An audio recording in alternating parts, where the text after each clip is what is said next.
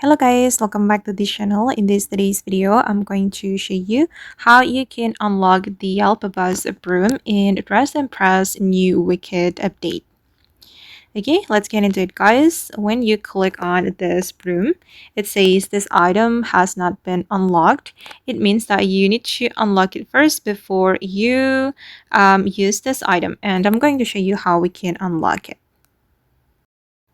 Alright, to unlock the Elphaba's Broom, we need to join the special round and complete this wicked mission.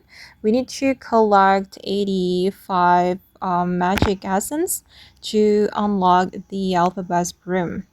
And now I'm waiting for the next special round.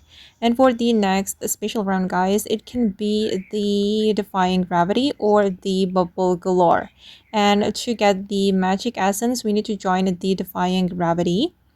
And then during the Defying Gravity moment, guys, you need to collect magic essence. This one, this green thing. Okay, you can collect it until you can complete the mission. And after that, you will be able to unlock the Elphaba's Broom.